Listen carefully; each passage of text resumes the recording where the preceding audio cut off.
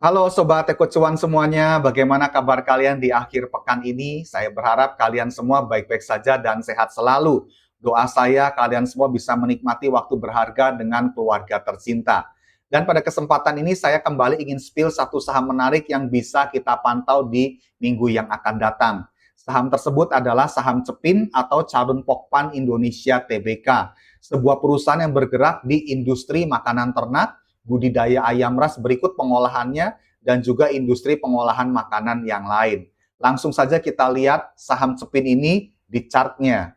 Kalau kita perhatikan chart dari saham Cepin ini, kita akan mendapati bahwa harga saham Cepin terkoreksi cukup dalam sejak tanggal 29 Mei sampai dengan tanggal 8 Juni yang lalu.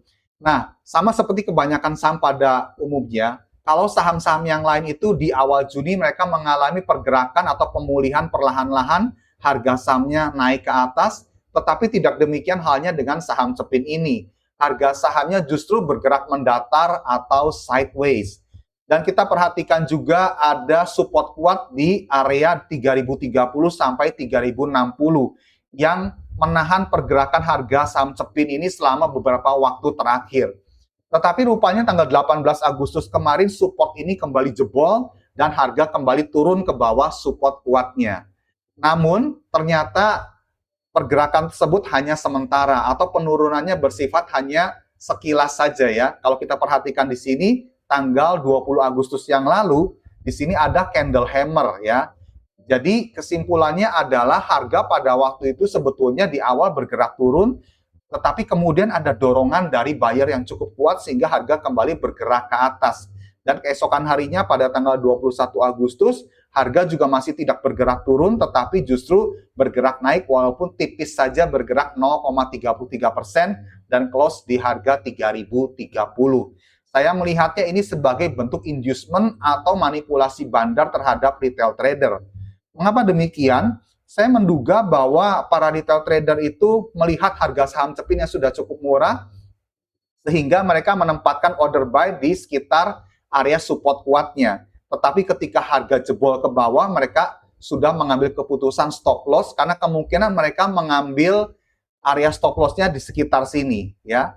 Jadi smart money mengambil atau menyapu semua stop loss dari retail trader, kemudian harga kembali dinaikkan ke atas.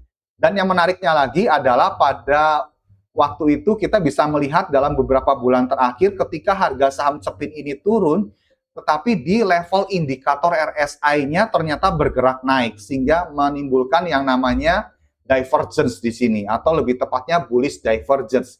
Ini adalah salah satu bentuk indikasi yang menarik di mana adanya kemungkinan reversal dari harga saham Cepin ini. Itu sebabnya di minggu yang akan datang kita perlu perhatikan secara seksama bagaimana pergerakan saham Cepin ini. Karena dengan adanya indikator bullish divergence ini, kemungkinan harga saham Cepin ini bisa kembali bergerak naik ke atas, terutama di atas harga support kuatnya. Dan kalau kita perhatikan tanggal 21 Agustus kemarin, di hari perdagangan Jumat kemarin, di sini ada akumulasi yang cukup besar dari beberapa broker, khususnya broker asing, yaitu broker YU, ZP, AK, dan broker-broker lainnya. Dan kalau kita perhatikan juga, kalau kita tarik sejak tanggal 9 Juni yang lalu, kita bisa melihat adanya akumulasi yang cukup besar, khususnya dari broker YU. Sudah mengumpulkan kurang lebih 396.000 lot ya, di average harga 3.183. Jadi masih ada di atas dari harga closing kemarin. Itu sebabnya kalau kita melihat harga saham Cepin saat ini tentunya sudah cukup menarik ya. Tinggal kita memutuskan saja apakah sudah akan mulai mengoleksi ataukah belum. Nah, sebetulnya saham Cepin ini di rebalancing indeks MSCI tanggal 13 Agustus yang lalu, saham Cepin ini diturunkan kelasnya ke small cap ya. Tetapi itu bukan akhir dari segalanya. Walaupun kelasnya diturunkan, tetapi tidak demikian dengan fundamentalnya. Mengapa demikian? Karena saya mendapati bahwa Cepin ini mencatatkan lonjakan laba bersih yang signifikan mencapai kurang lebih 3,7 triliun pada semester 1 2026 atau tumbuh 95% year on year ditopang oleh ekspansi segmen pakan ternak dan juga segmen DOC atau day old chick-nya. Ini satu pencapaian yang sangat besar untuk saham Cepin ya. Jadi kalau kelasnya diturunkan di rebalancing index kemarin, di MSCI itu tidak mencerminkan fundamentalnya sama sekali. Fundamentalnya tetap solid bagi saham Cepin ini. Dan kalau kita perhatikan lebih detail soal earning per share dari saham Cepin ini, di semester 1 2026 ada pertumbuhan 95,1% year on year dari EPS periode sebelumnya 115,9 ke 226,15. Secara kuartalan juga sama, tumbuh 67,7% year on year dari Rp93,73 ke Rp157,19. Demikian juga dengan full year-nya. Ini sebetulnya sudah membuktikan bahwa secara fundamental saham Cepin ini sudah cukup kuat ya, cukup kuat dari sisi pendapatannya, laba bersihnya, dan kita berharap itu juga tercermin di kenaikan harga sahamnya. Lalu ada juga katalis makro dan kebijakan industri seperti inisiatif program MBG atau makan bergizi gratis ya. Penyaluran bantuan sosial pangan meningkatkan penyerapan daging ayam serta telur nasional tanpa mengorbankan permintaan organik pasar. Dan Cepin ini untuk program MBG tentunya mensuplai sangat besar kebutuhan bagi program MBG tersebut. Sekarang coba kita lihat valuasi dari saham Cepin ini. Kita di sini melihat bahwa adanya pertumbuhan laba bersih yang cukup signifikan seperti yang saya sebutkan di awal tadi, dan itu juga tercermin di current PE ratio-nya ya. Walaupun pertumbuhan laba bersih ini sangat signifikan, ternyata PE ratio-nya masih diperdagangkan di bawah 10. Artinya harga saham Cepin ini masih diperdagangkan dalam level yang cukup murah.